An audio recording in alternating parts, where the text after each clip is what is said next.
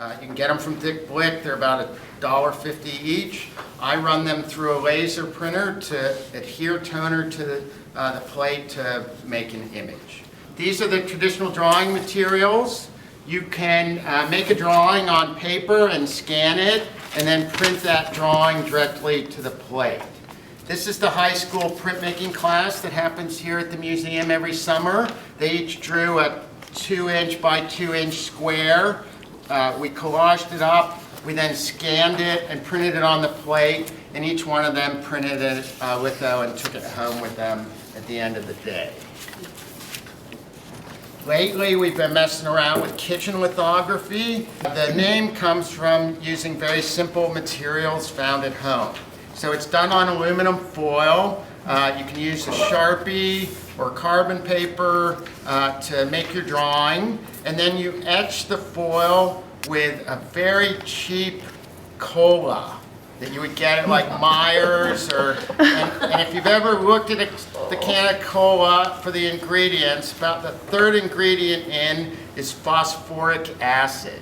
And so the phosphoric acid etches the aluminum and tells it that it loves water and leaves the grease to the grease. And so you can actually make prints from aluminum foil inexpensively in your kitchen or basement or wherever you're making art.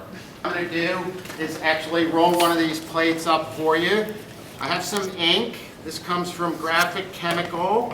It's their standard black ink. It's listed on your handout. I added a little magnesium carbonate to it to make its length where it snaps off when I pull my ink up. I want that short. And so the mag just kind of shortens the tack so it's better suited for what we're doing. So once I've mixed that up and have it warm, I lay out a strip that's width. I'm just going to use a brayer.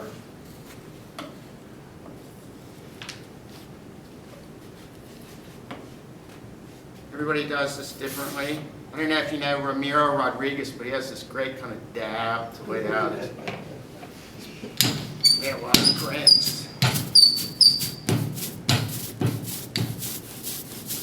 So that sizzle sound is what you want.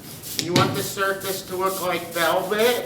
If it looks like orange peel, you have too much ink. So on the boot plate here, you can see that there are 3 proofs. And the first proof comes up light, second proof's almost there, and then the third print comes up full. And you want to bring it up at that speed. You don't want to try and bring it up fully at first because it tends to fill your image in. It's a glass that I drew that was then scanned and run through a bunch of different filters in Photoshop as an example for my students. So they're half-toned, and you use the fusion dither, which is a pattern. It's a variety of ways to kind of create contemporary images. So this is water, and I'm just going to wet my plate. So it's damp, but I don't want it ultra wet. And so then I'm just going to pass my roller over my area. And then I'm going to recharge my brayer. And if I let it dry out, the ink will stick to that dried area. So I have to make sure that I keep my plate damp. Then I come from a different direction. Normally you roll it up about 4 times.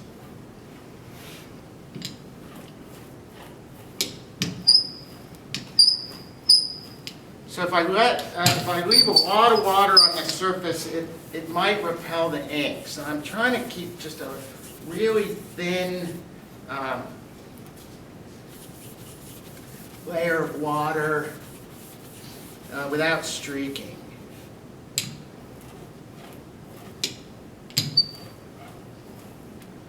And I know it's starting to work when I can see the offset impression on the brayer that it's taking ink. So that's 4. I normally do 4, maybe an extra pass on the blacker areas. But then I don't want to sponge over it before I print it. So I'm going to come over to the Charles Brand etching press. So I line it up there, and I hold it in place, and then I kind of look down over it to make sure that I get that lined up. Always use newsprint so you don't get ink on your blankets. So the bottom blanket catches the dampness from the paper if you're etching. It's called the sizing catcher. The middle blanket is called the cushion. It's actually felt, woven felt. You can see that it's thicker. And then the top blanket is the pusher. It kind of grabs the whole stack and helps it go through. And this is the traditional setup on an etching press, 3 blankets. It's a cylinder press, so there are 2 cylinders. The top cylinder will go up and down and adjust to whatever you're running through the press. So I've set all this before you got here. Got to get it going.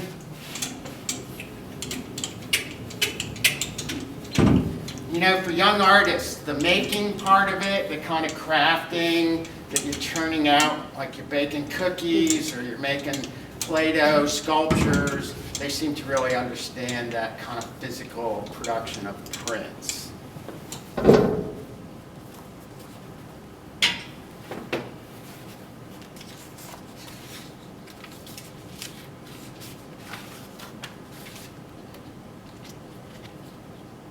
Okay, so there's my first impression.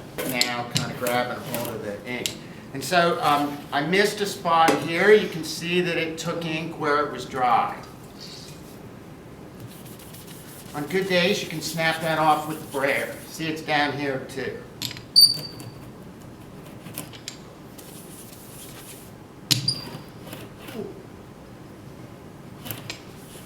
Lithographs are great for hand coloring, particularly with watercolor, because the greasy ink resists the watercolor. And so it's almost like a physical barrier that you can add color to your black and white prints really easily.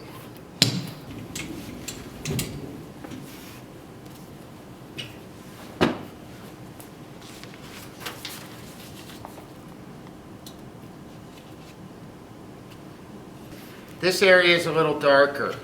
And so I'm ready to lay out a fresh band of ink. And this got just a bit more, it's probably the width of my roller. I need to pay just a little more attention to the, how I'm inking it back up.